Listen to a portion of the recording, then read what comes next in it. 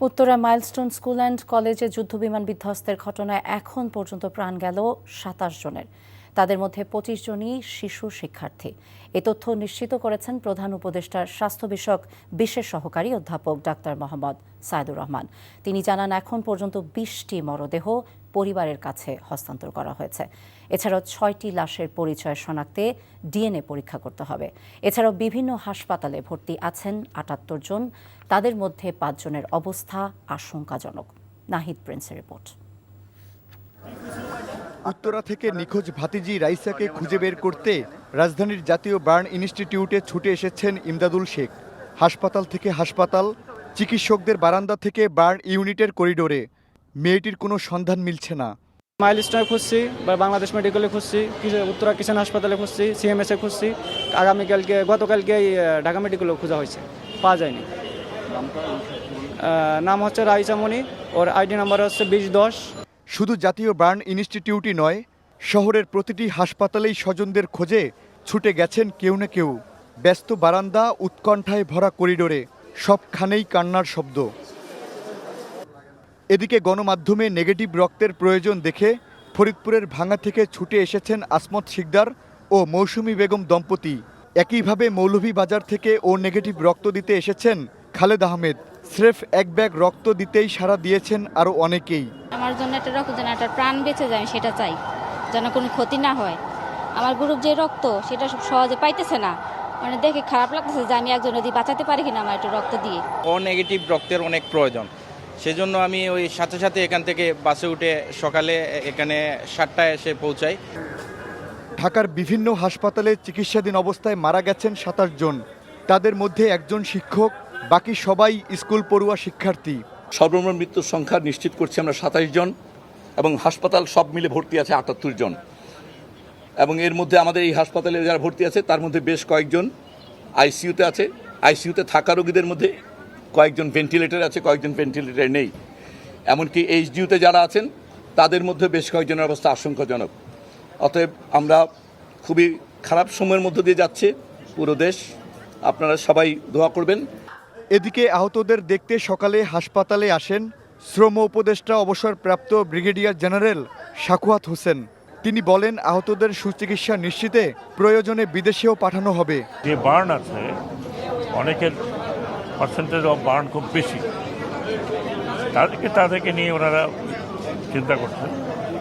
কিছু কিছু বার্ন আছে যেগুলো ধরেন হয়তো লং টার্ম ট্রিটমেন্ট লাগবে, আর যেগুলো কম বার্ন আছে সরকারের তরফ থেকে বলা হয়েছে তাদের জন্য একটা টিম আসছে from সিঙ্গাপুর থেকে একটা টিম আসছে। সেই টিম তাদেরকে দেখে যদি দরকার হয় তাহলে তাদেরকে সিঙ্গাপুরে নিয়ে যাবে।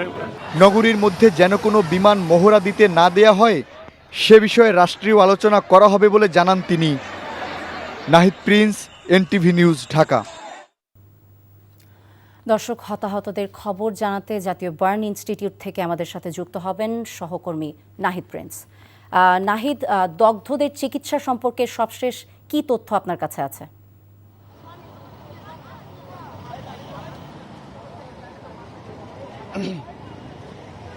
দগ্ধদের চিকিৎসা চলছে জাতীয় বার্ন ইনস্টিটিউটে।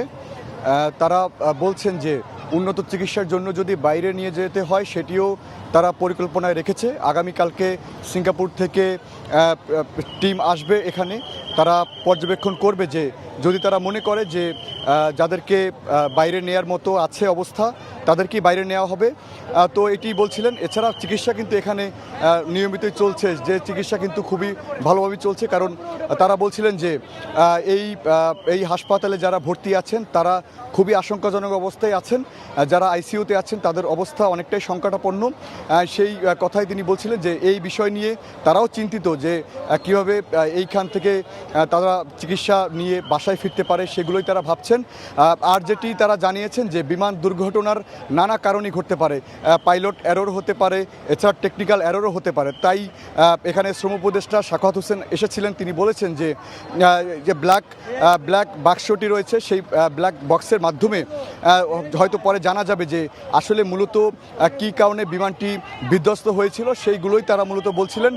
মূলত 27 জন আপাতত মৃত্যু সংবাদ আমাদের হাতে রয়েছে, এর বাইরে কিন্তু এখন নেই। যারা চিকিৎসাধীন রয়েছেন তারাও খুবই আশঙ্কাজনক।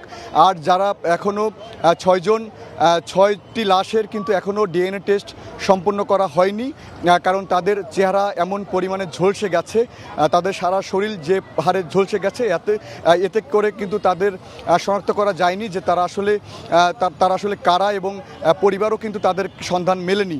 এছাড়া পরিবারের স্বজনরা কিন্তু বিভিন্ন হাসপাতালে খুঁজেছেন তাদেরকে, সকল হাসপাতাল খুঁজে এখানে কিন্তু ভিড় জমাচ্ছেন সকাল থেকে। আমরা যদি বলি যে সকালেই আত্মীয় স্বজনরা এসেছিলেন, আমরা কথাও বলেছি তাদের সাথে।